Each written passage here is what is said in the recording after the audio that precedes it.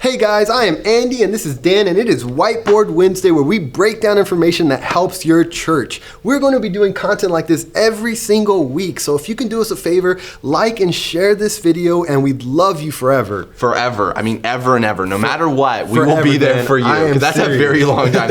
We make big commitments here on Whiteboard Wednesdays. So Dan, what are we going to be talking about today? We're going to be talking about Facebook fails, and I'm not talking about that time where you liked a photo from 2009 because you were face stalking a friend. I don't know what you're talking about. It happened last week, Andy. Last week, okay? Okay, well, we're going to bring that up again. Yeah, okay. So anyways, we are talking about Facebook fails, and we're going to talk about common mistakes churches are making with their Facebook account. So here's what I want to ask you to do. Stay on this video, watch it with us, because your church may be making some of these mistakes. I read a statistic recently that 46.1% of churches said social media is their most effective method of outreach, and that was from BuzzPlant.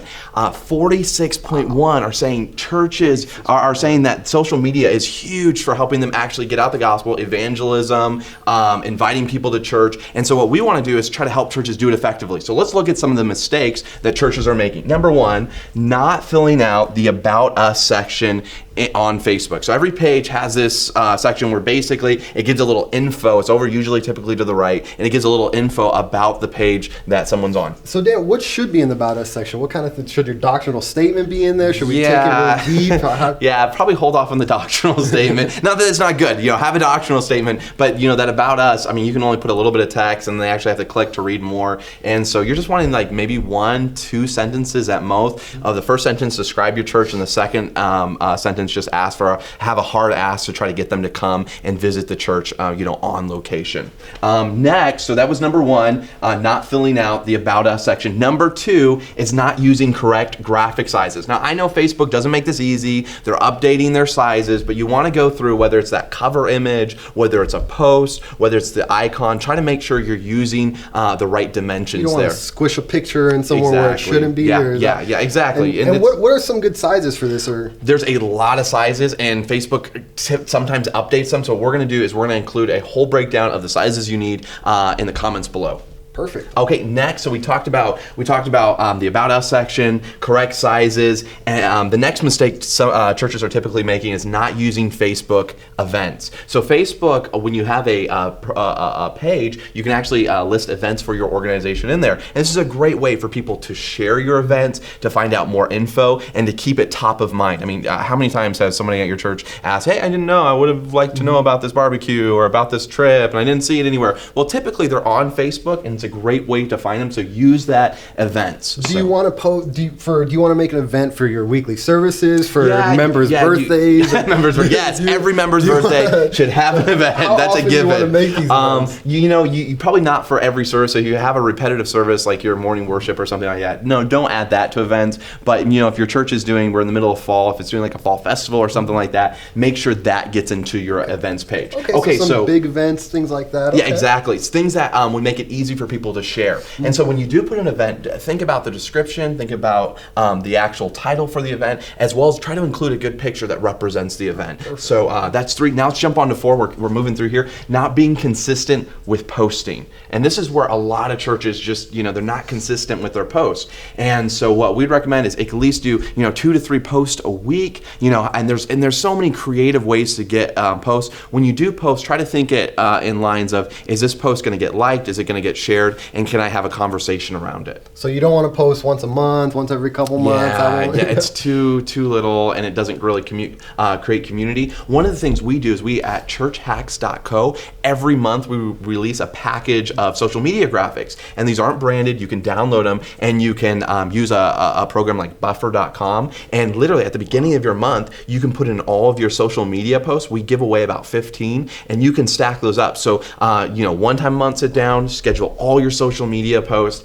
and you're done for the month. That makes it nice and easy. Yeah. So check that out, churchhacks.co. Every month at the end of a month, we post the social media graphics for the next month. And we really think through these social media graphics, trying to make them engaging. Exactly. Asking questions, asking people to kind of fill in, create a conversation, like and share, all that good stuff. So that's free. You can download it. There's no branding around it. Churchhacks.co. Yeah, churchhacks.co. Okay, so not posting enough, but I think we have an easy solution for that. Next is not asking for reviews from members.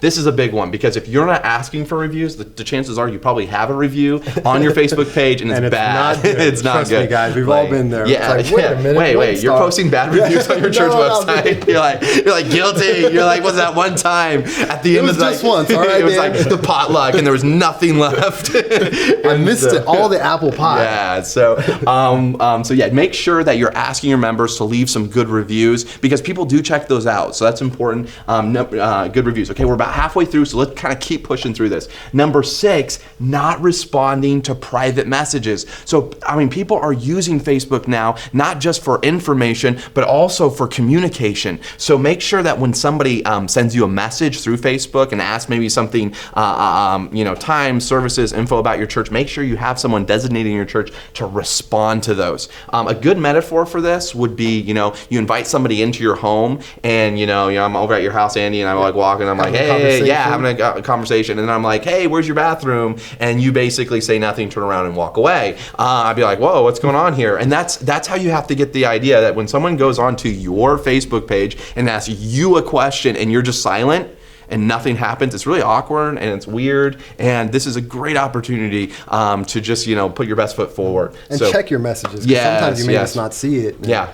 Just put it in your schedule to consistently check your message, check the messages on Facebook. Okay, number 7, okay? We've covered a lot, but let's keep going. We're kind of saving the best for last, the best common mistakes. So we're building it, but we're kind of getting to the heavy one. So number 7 is not asking people to like and share content. You have to be aggressive about this. So, on some posts, you just want to put, please like and share.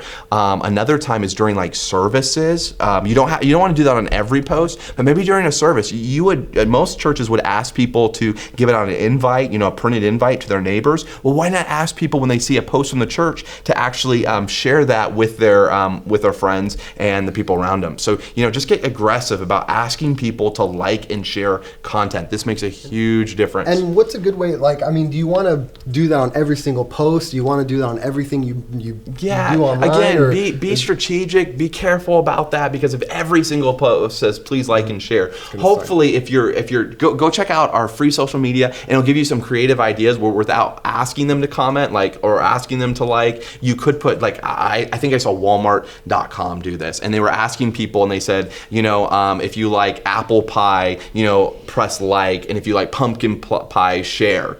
And it's a creative way without asking them to like and share to get them to like and share, to get that engagement. Okay, number 8, we're almost to the, this is our last one. I thought we were going to 10. I thought we were going to 10, but we got 8. So this is the 8th one. The good number. And I'm going to take a little bit of time to break this down because I think it's so important and vital. So not asking people to check in at church. Now, like Yelp, Facebook has a check-in feature where you can go to it, and when you check in, you can leave a little note. It's going to show a picture typically of the site that you're at. So there's usually a picture of the church, and then underneath it there's a map to the church. This is fantastic. Basically, when somebody checks in, they're letting all their friends know the location of your church, that they endorse your church, that they like being there, and as well as it gives a visual, for what your church is about. I cannot overstress how important it is to check in. And there's what are some creative ways to kind of ask? I know so let's just start. Just be direct. So one is just put it on your screens, maybe in your pre-service or during the service, put it up there that say, hey, don't forget to check in on Facebook and Yelp or whatever social other media. We're kind of talking about Facebook right now, and so don't forget. But here's a creative way. Most churches have coffee and like ours, so why not put a little banner or poster and say, hey, check in for coffee. So basically, if you check in, you get a free coffee. So just show that person and they get a free coffee. And I'm telling you what, that is a great way to get the word out about your church. I would definitely check in for that. Yeah, but you're not a coffee drinker. But you would? Someday. So on a Sunday morning, sometimes I have a coffee drinker. Okay. Well, you're holding out on us, man. So, well, that's it. So basically, let me run through them one more time. Not filling out the About Us section. That takes a couple minutes. Not using correct graphic sizes. We're including the graphic there. Not using Facebook events. that doesn't take much time at all and makes it easy for people to share events that are going on at your church. 5, not being consistent in your posting. Because of churchhacks.co, we make it easy to be consistent with your posting. Not asking for reviews from your members. You probably maybe even have some negative reviews. And if nothing else, you want to keep those reviews on that, 4 stars plus. So get your members to start reviewing your Facebook account, not responding to PMs. Just delegate that to someone who's going to really own it. Number 7, not asking people to like content. You got to be direct. You just got to ask people point blank, please like my content. But then also you can get creative on how you like it. And then the big one, this is the one that you just got to figure out how to start doing it, is asking people to check in when they get to the church. That's, and it's not weird, week after week, just keep checking in. It's a great way to let people know where they're at Sunday morning or, at their services. So that's basically it. Here's a question. Is your church making any mistakes on Facebook? Go ahead and, if you are making one of these mistakes, make sure to let us know. We'd love to be, this is a safe zone, guys, so we're not going to make fun of you guys we too only much. Judge you a little bit. Just a little bit. So if you have made one of these mistakes, keep the conversation going down below in the comments. Let us know. And please like and share this video so we can kind of get out and reach more people. This was Whiteboard Wednesday. I'm Andy. This is Dan. See you guys. Thanks.